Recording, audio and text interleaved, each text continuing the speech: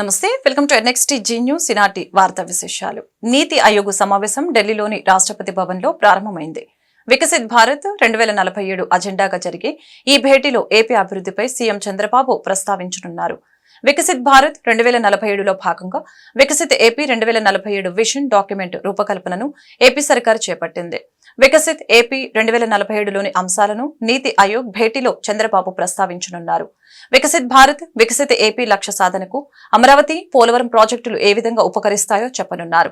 ఏపీలో primary sector పరిధిలోకి వచ్చే వ్యవసాయం, ఆక్వా రంగాలున్న అవకాశాలను నీతి ఆయోగ్ సమావేశంలో ప్రస్తావించనున్నారు. రెడ్ బుక్ అంటే చాలు వైసీపీ నేతలకి భయం పట్టుకుందని విజయవాడ ఎంపీ కేశినేని చిన్ని విమర్శించారు. విజయవాడలో ఆయన మీడియాతో మాట్లాడారు. రెడ్ బుక్ లోకేష్ ఓపెన్ చేయకూడదని వారు కోరుకుంటున్నారు. ఉనికి కోసమే ఢిల్లీలో జగన్ ధర్నా డ్రామాలు ఆడుతున్నారు. 36 రాజకీయ హత్యలన్నారు. వివరాలు అడిగితే పారిపోయారు. రాష్ట్రంపై అసత్య ప్రచారం చేస్తే సహించేది లేదు. రాష్ట్ర అభివృద్ధిని జగన్ ఓర్వలేకపోతున్నారని చిన్ని మండిపడ్డారు. విజయవాడ నుంచి అన్ని నగరాలకు త్వరలోనే ఎయిర్ కనెక్టివిటీ రానుందని తెలిపారు. ఇందుకు అనుగుణంగా కొత్త టెర్మినల్ ఏడాదిలోపే పూర్తి కానుంది. విజయవాడ మహానాడు సెంటర్ నుంచి నిడమనూరు వరకు ఫ్లైఓవర్ నిర్మాణానికి నితిన్ గడ్కరీ అంగీకారం తెలిపారు. 5 నెలల్లోనే విజయవాడ పశ్చిమ బైపాస్ ప్రజలకి అందుబాటులోకి రానుంది. అమరావతికి 14 నిమిషాల్లోపే చేరుకునేలా పశ్చిమ బైపాస్ లో రేడియల్ రోడ్లు అనుసంధానిస్తాం.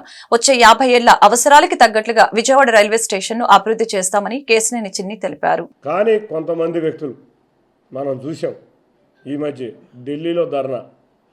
దేనికి ధర్నా చేశారు అంటే వాళ్ళు ఉనికిని కోల్పోతున్నారు కాబట్టి మేము ఉన్నామనే ఉనికిని చాడుకుందామని చేస్తున్నారు. ఢిల్లీలో 3 రోజులు ధర్నా అన్నారు. నిజంగా చూస్తే చాలా ఆశ్చర్యం వేసింది. మేము ఢిల్లీ నుంచి చూస్తుంటే ఒక్క రాజకీయ నాయకులు కూడా రాలేదు. కానీ ఏదో పక్క రాష్ట్ర మాజీ ముఖ్యమంత్రి సహాయంతో అఖిలేష్ యాదవ్ గారిని తీసుకొచ్చి ఏదో బ్రహ్మాండం బద్దలైనట్టు చెప్పుకున్నారు. చూస్తే అక్కడ చాలా దారుణంగా ఉంది. పార్లమెంట్లో వివిధ ప్రతిపక్షాలను కూడా కలిసి రమ్మని బతిమాలినా కూడా వీళ్ళ చరిత్ర తెలుసు కాబట్టి ఎవ్వరు కూడా రాలేదు. ఇవాళ ఆయన మీరు చూస్తే జగన్ రెడ్డి 36 హత్యలు జరిగినాయి అని అన్నారు. ఒక్కదానికి సాక్ష్యం ఇవ్వమంటే ఏ రోజు ఇవ్వాల. జాతీయ మీడియా కూడా 36 మంది హత్యలు జరిగినప్పుడు ఎవరున్నారు అని అడిగితే ప్రశ్నకి జవాబు ఇవ్వకుండా పారిపోయిన వ్యక్తి. అంటే ఏదో సృష్టించి, ముఖ్యంగా అతని ఉద్దేశం ఏంటంటే తెలుగుదేశం ప్రభుత్వం వచ్చింది, రాష్ట్రం అభివృద్ధి చెందుతుంది, ఈ రాష్ట్రం అభివృద్ధి చెందకుండా చేయాలనే కార్యాచరణ అతను 2019 నుంచి చేసే కార్యాచరణ అది. ఏ రోజు ఒక పారిశ్రామిక రంగంలో అభివృద్ధి లేదు, ఒక ఉద్యోగాలు లేవు, వచ్చిన పరిశ్రమలను కూడా వెనక్కి వెళ్ళిపోయే చేసిన పరిస్థితి. ఇవాళ ఢిల్లీలో ధర్నా చేసి కొత్తగా రాబోయే పెట్టుబడులను ఆపడానికి, రాష్ట్రం మీద తనను ఓడించారు కాబట్టి రాష్ట్రం మీద ఉన్న కోపం తెచ్చుకోవడానికి చేసే పనులు ఇవన్నీ. నిజంగా అతనికి ఏదన్నా సమస్య ఇస్తే మా నారా చంద్రబాబు నాయుడు గారు కూడా అసెంబ్లీకి వచ్చి ఎవరెవరు ఉన్నారో సాక్ష్యాలు ఇవ్వమని అడిగాం. ఏ రోజు సాక్ష్యాలు లేవు. నాకు తెలియదు మరి 36 మందిలో మరి వాళ్ళ బాబాయ్ వివేకానంద రెడ్డి గారు కూడా ఉన్నారేమో. ఎందుకంటే నారాసుర రక్త చరిత్ర అని సృష్టించి ఆయన రకరకాల విన్యాసాలు చేస్తూనే ఉంటాడు, మళ్ళీ కొత్త విన్యాసాలు. మరి ఆ 36 మందిలో ఆయన కూడా ఉన్నాడేమో, మరి నువ్వే చెప్పాలి. చేసేంతవరకు వాళ్ళ కేసునే బయటికి రానివ్వకుండా చేసే పరిస్థితుల్లో ఉన్నాం. కాబట్టి నీ ఆటలు సాగు. అంతేకాకుండా నీ రోజు చూస్తున్నాం, నిన్న మదనపల్లి బాధితులు లైన్ కట్టారు. 100 మంది పెద్దిరెడ్డి బాధితులు లైన్ కట్టారు. అంటే ఎన్ని అక్రమాలు జరిగినాయో ప్రజలు గమనిస్తున్నారు. తప్పకుండా నీకేదన్నా సాక్ష్యాధారాలు ఉంటే రాష్ట్ర అభివృద్ధికి అడ్డుపడకుండా వచ్చి అసెంబ్లీలో కానీ డీజీపీకి గారిని నివేదించు. అంతేగాని నువ్వేదో రాష్ట్ర వెనుకబడే విధంగా ఉండే విధంగా పెట్టుబడులు రాకుండా విధంగా నువ్వు ప్రవర్తించావంటే ఎవ్వరం ఊరుకోం. ఇంతవరకు నీకు రాష్ట్ర ప్రజలు దారుణంగా బుద్ధి చెప్పారు. గుంటూరు నగర అభివృద్ధికి ఎన్డీఏ కూటమి ప్రభుత్వం కట్టుబడి ఉందని గుంటూరు పశ్చిమ ఎమ్మెల్యే గల్లా మాధవి తెలిపారు. గుంటూరు పశ్చిమ నియోజకవర్గం పరిధిలోని నూతన రోడ్ల నిర్మాణంతో పాటు ధ్వంసమైన రోడ్ల మరమ్మతులు చేపడుతున్నట్లు వెల్లడించారు. కృష్ణనగర్ 1వ లైన్లో నూతనంగా నిర్మిస్తున్న సీసీ రోడ్లకి ఎమ్మెల్యే గల్లా మాధవి శనివారం శంకుస్థాపన చేశారు. ఈ మేరకు ఆమె మీడియాతో మాట్లాడారు. ప్రాధాన్యత క్రమంగా అభివృద్ధి పనులు చేపడుతున్నామని పేర్కొన్నారు. ఈ కార్యక్రమంలో బీజేపీ జిల్లా అధ్యక్షులు వనమ నరేంద్ర, స్థానిక కార్పొరేటర్ బాబు, కొనకల్ల సత్యనారాయణ, నంది సరస్వతి తదితరులు పాల్గొన్నారు. రోడ్ని డ్రైన్ని ప్రారంభించుకోవడం జరిగింది. 15 లక్షలు 10 లక్షలతో కూడుకున్న వ్యయంతో ఈరోజు ఆ రోడ్డు ఆ డ్రైన్ని ప్రారంభించుకోవడం జరిగింది. ఇలాగే గుంటూరు ప్రాంతం మొత్తం కూడా ఎన్నో రోడ్లకి ఇంకా శంకుస్థాపన లేదంటే ప్రారంభం చేసుకునే పరిస్థితుల్లో చాలా రోడ్లు ఉన్నాయి. అవన్నీ కూడా ఒకదాని తర్వాత ఒకటి మొదలు పెడతాము.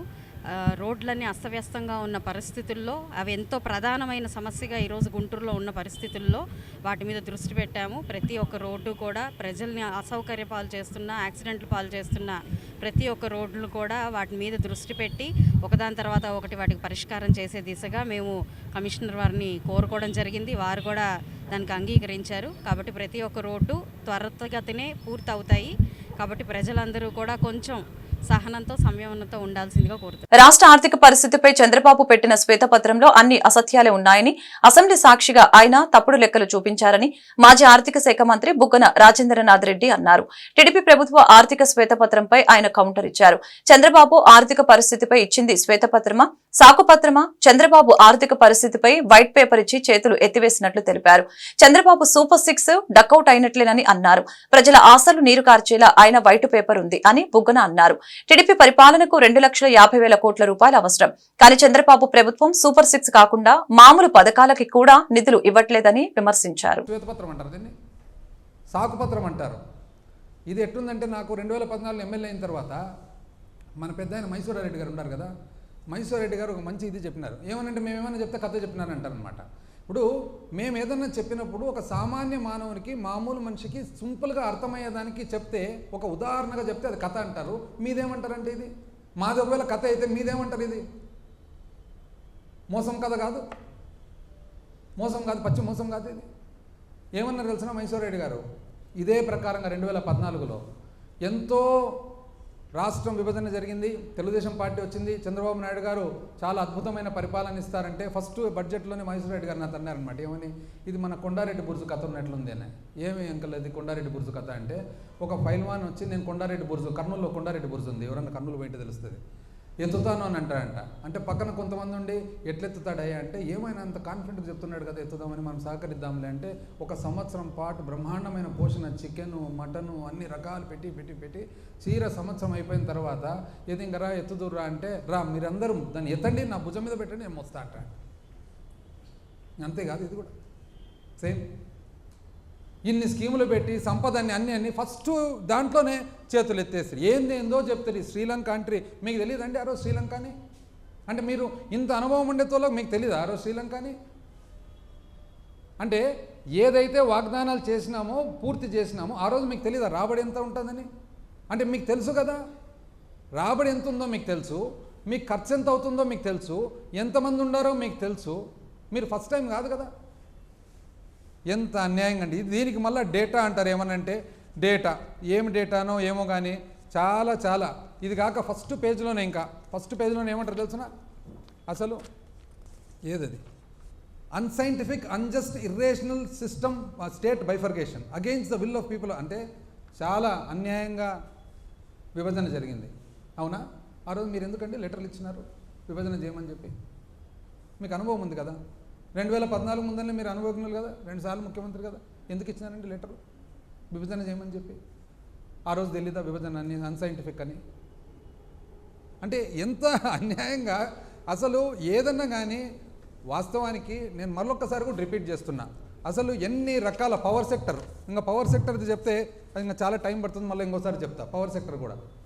అసలు పవర్ సెక్టర్లో నిజం చెప్పాలంటే వాళ్ళు చేసిన దానికి మనము వైఎస్ఆర్ కాంగ్రెస్ పార్టీ ప్రభుత్వం, వాళ్ళు టీడీపీ ప్రభుత్వము పవర్ సెక్టర్కు, విద్యుత్ సెక్టర్కు 13,200. జగన్ మీ ధర్నాకు సంఘీభావం ఎందుకు ప్రకటించాలి అని ఏపీ కాంగ్రెస్ అధ్యక్షురాలు వైఎస్ షర్మిల ప్రశ్నించారు. ఈ మేరకు ఎక్స్ లో పోస్టు పెట్టారు. పార్టీ ఉనికి కోసం ఢిల్లీలో కపట నాటకం ఆడినందుక, వ్యక్తిగత హత్యకు రాజకీయ రంగు పులిమినందుక, 5 ఏళ్లు బీజేపీతో అక్రమ సంబంధం పెట్టుకుని విభజన హక్కులు, ప్రత్యేక హోదాను వారికి తాకట్టు పెట్టినందుక అని ప్రశ్నించారు. అదేవిధంగా మణిపూర్ ఘటనపై ఇన్నాళ్లు నోరెత్తని మీకు ఉన్నట్లుండి అక్కడి పరిస్థితులు గుర్తుకు రావటం విడ్డూరం. విపక్షాలు పెట్టిన అవిశ్వాస తీర్మానంలో బీజేపీకే మద్దతిచ్చారు కదా, వైఎస్ఆర్ వ్యతిరేకించిన మతతత్వ బీజేపీకి జై కొట్టారు కదా. మణిపూర్ ఘటనపై కాంగ్రెస్ దేశవ్యాప్త ఉద్యమం చేస్తూ ఉంటే మీ నుంచి సంఘీభావం వచ్చిందా? మీ నిరసనలో నిజం లేదని తెలిసే కాంగ్రెస్ పార్టీ దూరంగా ఉంది. అందులో జగన్ స్వలాభం తప్ప రాష్ట్రానికి ప్రయోజనం శూన్యమని తెలిసే కాంగ్రెస్ పార్టీ సంఘీభావం తెలపలేదని షర్మిల స్పష్టం చేశారు. భారత అంతరిక్ష రక్షణ రంగ అణుశక్తి శాస్త్రవేత్తగా భారతరత్న మాజీ రాష్ట్రపతి డాక్టర్ అబ్దుల్ కలాం దేశానికి అనేక సేవలు అందించారని గుంటూరు పశ్చిమ ఎమ్మెల్యే గల్లా మాధవి కొనియాడారు. కలాం స్ఫూర్తిదాయకమైన ప్రసంగాలు సమాజ వికాసానికి దోహదపడ్డాయని గుర్తు చేశారు. భారతరత్న మాజీ రాష్ట్రపతి డాక్టర్ ఏపీజే అబ్దుల్ కలాం 9వ వర్ధంతి కార్యక్రమం గుంటూరు గుజ్జనగుండ్ల వాకింగ్ ట్రాక్ లో ఉన్న ఆయన విగ్రహం వద్ద జరిగింది. ఈ సందర్భంగా గుంటూరు పశ్చిమ ఎమ్మెల్యే గల్లా మాధవి కలాం విగ్రహానికి పూలమాలలు వేసి ఘనంగా నివాళులర్పించారు. ఈ మేరకు ఎమ్మెల్యే మాట్లాడుతూ అబ్దుల్ కలాం జీవితాన్ని ఆవిష్కరించారు. ఈ సమావేశంలో గుజ్జనగుండ్ల వాకర్స్ వెల్ఫేర్ అసోసియేషన్ అధ్యక్షులు బూసిరెడ్డి మల్లేశ్వరరెడ్డి, కార్యదర్శి బాను, కోశాధికారి శంకర్ తదితరులు పాల్గొన్నారు. అందరికీ నమస్కారం అండి. ఈరోజు ఏపీజే అబ్దుల్ కలాం గారి వర్ధంతిని పురస్కరించుకొని గుజ్జనగుండ్లలో నిక్షిప్తమైన ఏపీజే అబ్దుల్ కలాం గారి విగ్రహానికి ఘన నివాళులు అర్పించడం జరిగింది. వాకర్స్ అసోసియేషన్తో పాటు అభిమానులు, నాయకులతో, ప్రజాప్రతినిధులతో ఈరోజు ఈ పార్క్ మొత్తం కోలాహలంగా, అద్భుతంగా మీడియా వారితో కూడా నిండిపోయి ఉన్నది. ఇలాంటి ఒక అదృష్టం, అవకాశం దొరికినందుకు నిజంగా భారతదేశ పౌరురాలుగా నేను చాలా గర్విస్తున్నాను, ఆనందిస్తున్నాను. మన భారతదేశానికి భారత రత్నం, నిజమైన రత్నాన్ని మన భారతదేశం పొందినందుకు నిజంగా ఆనందంగా ఉంది. ఏ పార్టీకి చెందని ఒక ప్రజానాయకుడు ఆయన, పీపుల్స్ ప్రెసిడెంట్గా ఆయన పేరుగాంచిన మహోన్నత వ్యక్తి. ఏ పాత్రలో ఉంటే ఒక నీరులాగా ఆ పాత్రని ఆయన ఫుల్ఫిల్ చేయడం అన్నది ఆయన జీవితం మనం చూస్తే మనకు అర్థమవుతుంది. ఆయన జీవన పర్యంతం మొత్తం కూడా అలాగే ఆయన ఉన్నారు. ఒక సైంటిస్ట్, అంటే ఒక ఏరోస్పేస్లో సైంటిస్ట్గా ఉన్నప్పుడు ఆయన అందులో కూడా ది బెస్ట్గా ఆయన పేరుగాంచారు. అలాగే ఒక పీపుల్స్ కోసం వస్తున్నప్పుడు, ప్రజాసేవ కోసం వస్తున్నప్పుడు ది బెస్ట్గా ఆయన ఉన్నారు. ఆయన నాలో అత్యంత చిన్న వయసులోనే స్ఫూర్తి నింపారు. మా కాలేజీకి ఆయన విచ్చేయడం జరిగింది 2002లో. అప్పుడే ఆయన నాలో ఒక రకమైన భావాన్ని క్రియేట్ చేశారు, అదే సింప్లిసిటీని. ఆయన నుంచి ఏదైనా నేర్చుకున్నాను, ఈరోజు ముందుకు వెళ్ళాలి అని అనుకుంటున్నాను అంటే ఆ సింప్లిసిటీ అనే ఒక అంశాన్నే నేను ముందుకు తీసుకెళ్లాలని అనుకుంటున్నాను. సాధ్యమైనంత ఆయనంత కాకపోయినా ఈ నేటి సమాజానికి ఎంత వీలైతే అంత సింపుల్గా ఉండి చాలా వినమ్రతగా ఉండే ప్రయత్నం చేయాలి అని చెప్పి ఆయన నుంచి పొందిన స్ఫూర్తితోనే ప్రతి ఒక్కరికి నేను కూడా నా వంతుగా ప్రజల్లో చూపించాలి అని అనుకుంటున్నాను. అయితే వాకర్స్ అసోసియేషన్ వాళ్ళు, మరి ఇక్కడ ఉన్న అభిమానులందరూ కూడా చాలా విషయాలు కోరారు. ప్రతి ఒక్క విషయం కూడా సమంజసమైనది, సమాజానికి అవసరమైనది. ఆయన కథలు నిజంగానే పాఠ్య పుస్తకాల్లో ప్రచురించబడాలి. అలాగే ఆయన నుంచి పురస్కారం అందుకుంటున్నామంటేనే అదొక గర్వించదగ్గ విషయంగా మనం భావించాలి. అలాంటి కార్యక్రమాలని నిజంగానే ప్రభుత్వం దృష్టికి నా వంతుగా నేను తీసుకెళ్ళి అది జరిగేలా చూస్తాను.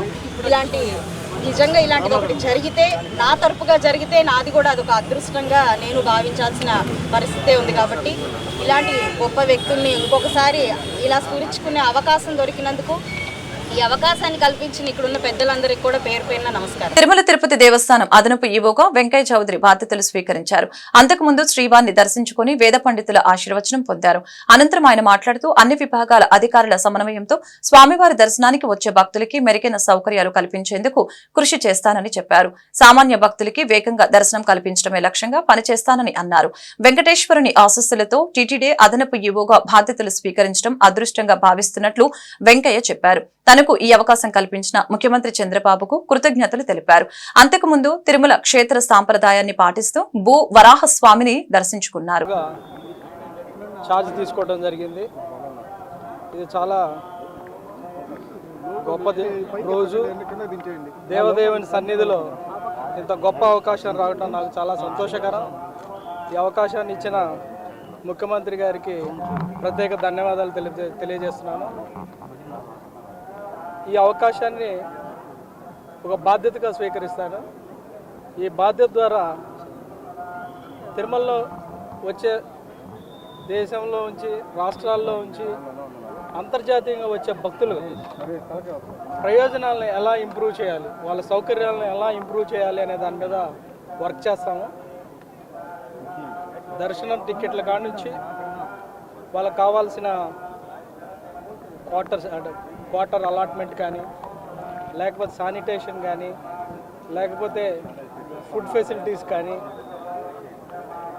ఉచిత దర్శనం వచ్చే అనేకమైన భక్తులకి ఏ రకమైన ప్రయోజనాలు అందిస్తే వాళ్ళు సంతోషంగా ఉంటారు. ఎంత ఫాస్ట్గా దర్శనం చేసుకొని వాళ్ళు వెళ్ళిపోతారనే దాని మీద వర్క్ చేస్తాం. ఈ పని చేసే ప్రాసెస్లో ఖచ్చితంగా ప్రతి డిపార్ట్మెంట్, ప్రతి వింగ్ నుంచి కూడా కోఆర్డినేట్ చేస్తాం. ప్రతి వింగ్ మీద రివ్యూ చేసి ఎక్కడైతే ప్రాసెస్ రిలేటెడ్ స్లోగా ఉంది, బాటిల్ నెక్స్ ఉన్నాయి, వాటి ఇమీడియట్గా ఎలా అడ్రస్ చేయొచ్చు, ఎలా సాల్వ్ చేయగలము అనే దాని మీద వర్క్ చేస్తాం.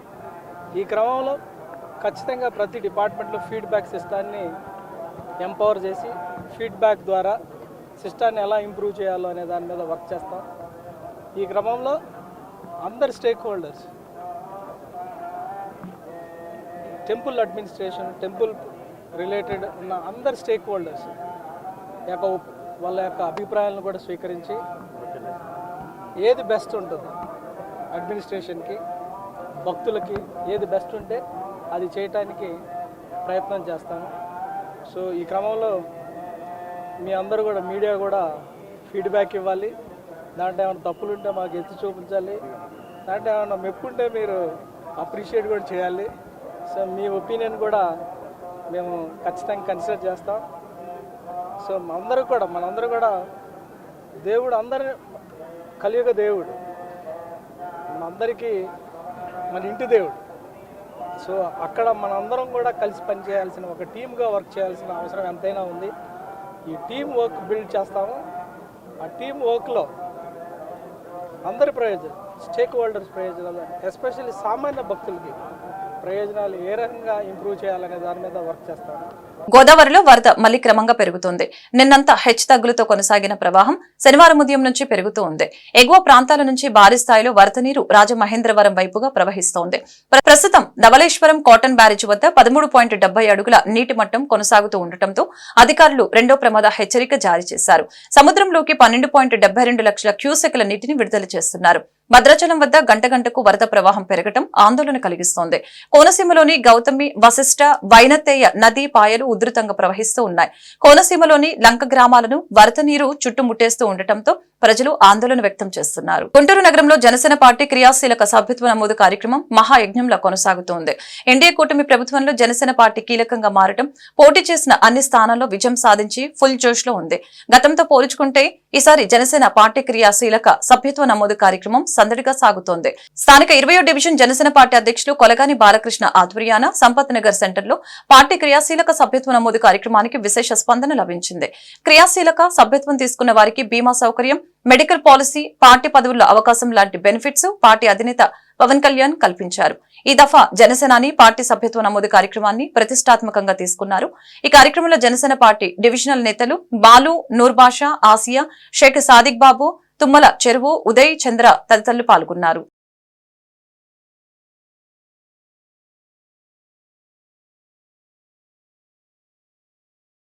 వారం రోజుల నుంచి మన 28వ తారీఖు నుంచి ఈరోజు రేపటి 28వ తారీఖు దాకా మన క్రియాశీలక సభ్యత్వాలు జరుగుతూ ఉన్నాయి. మన పవన్ కళ్యాణ్ గారి ఆదేశాల మేరకు బోనబోయిన శ్రీనివాస్ గారి ఆధ్వర్యంలో మన 20 డివిజన్ ప్రెసిడెంట్ బాలకృష్ణ గారు 4 రోజుల నుంచి ఇట్లాగా టెంట్స్ వేయించి ప్రతి ఒక్కరి దగ్గర సభ్యత్వం చేయించడం జరుగుతూ ఉంది. అలాగే జనాల స్పందన కూడా చాలా విశేషంగా ఉందండి. పవన్ కళ్యాణ్ గారి ఆలోచన విధానం ప్రతి ఒక్కరిలో కూడా పులుపుచ్చుకున్నట్టే ఉన్నారు. అందరూ కూడా చాలా ఇంట్రెస్ట్గా రావడం, మాకు చేయండి. రాజమహేంద్రవరంలోని హెచ్డిఎఫ్సి బ్యాంకుకు చెందిన 2.2 కోట్ల చోరీ కేసును పోలీసులు ఛేదించారు. నిందితుడు అశోక్ ను అదుపులోకి తీసుకుని డబ్బును పోలీసులు స్వాధీనపరుచుకున్నారు. ఈ ఘటన వివరాలను ఎస్పీ నరసింహ కిషోర్ మీడియాకు తెలిపారు. హెచ్డిఎఫ్సి ఏటీఎంలలో డబ్బులు నింపే ఏజెన్సీ తరపున అశోక్ పనిచేస్తున్నాడని, పక్కా ప్రణాళికతోనే అతడు నగదు ఎత్తుకు వెళ్లినట్లు చెప్పారు. బ్యాంకు సిబ్బంది సెక్యూరిటీ కళ్లుగప్పి అశోక్ పరారైనట్లు తెలిపారు. ఫిర్యాదు అందగానే 5 ప్రత్యేక బృందాలు ఏర్పాటు చేసి గంటల వ్యవధిలో కేసును ఛేదించినట్లు చెప్పారు. నిందితుడు విలాసాలకు అలవాటు పడి చోరీకి ప్లాన్ చేశాడని వివరించారు. ఏటీఎంలకు ఎప్పుడు డబ్బులు వస్తాయో ముందుగానే గుర్తించి చోరీకి తేదీని కూడా నిందితుడు ముందుగానే నిర్ణయించుకున్నాడని తెలిపారు. సాంకేతిక ఆధారాలు, సీసీ కెమెరాల ఆధారంగా నిందితుడిని పట్టుకున్నట్లు ఎస్పీ తెలిపారు. ఈ అశోక్ అనేటటువంటి వ్యక్తి కానీ రాజుబాబు అనేటటువంటి వ్యక్తి ఇద్దరు కూడా హెచ్డిఎఫ్సి బ్యాంక్ దగ్గర నుంచి 2,20,00,000 రూపాయలు, 50,000 రూపాయలు 2,20,50,000 రూపాయలు తీసుకొని ఈ కస్టోడియన్స్ గన్మెన్లు ఎక్కడ ఉంటారో వాళ్ళకి దగ్గరికి వెళ్ళి వాళ్ళకి ఇవ్వకుండా ఈ రాజబాబు అనే వ్యక్తి ఏదో పని మీద బయటికి వెళ్ళిపోయినప్పుడు ఈ అశోక్ అనే వ్యక్తి జాగ్రత్తగా ఆ రాజబాబును కూడా ఏమర్చి ఈ మొత్తం క్యాష్ని పట్టుకొని బయటికి వెళ్ళిపోవడం జరిగింది. వాడు ట్రావెల్ చేసే విధానాన్ని ఐడెంటిఫై చేయగలిగాము. వాడు ఇంకే విధంగా ఎక్కడెక్కడ తిరగొచ్చు అనేదాన్ని కూడా ఐడెంటిఫై చేయాలి, ఏ ఏరియాలో తిరగొచ్చు. ఆంధ్రప్రదేశ్ రాష్ట్రానికి ఐపీఎస్ క్యాడర్ స్ట్రెంత్ ను పెంచుతూ కేంద్రం గెజిట్ నోటిఫికేషన్ జారీ చేసింది. ప్రస్తుతం 144 గా ఉన్న ఐపీఎస్ క్యాడర్ స్ట్రెంత్ ను కేంద్రం 174కి పెంచింది. సీనియర్ డ్యూటీ పోస్టుల్లో 95 మంది ఐపీఎస్ లను కేటాయించాలని రాష్ట్రం కోరింది. దీంతో రాష్ట్ర ప్రభుత్వం సిఫార్సు మేరకు ఐపీఎస్ లను పెంచుతూ కేంద్రం నోటిఫికేషన్ ఇచ్చింది. కేంద్ర డిప్యూటేషన్ రిజర్వ్ 38 మంది ఐపీఎస్ లను కేటాయించింది. రాష్ట్రాలకు డిప్యూటేషన్ రిజర్వ్ గా 23 మందిని నిర్దేశించింది. ఈ వార్తలు ఇంతటితో సమాప్తం. మరొక బులెటిన్లో మళ్ళీ కలుద్దాం. నమస్కారం.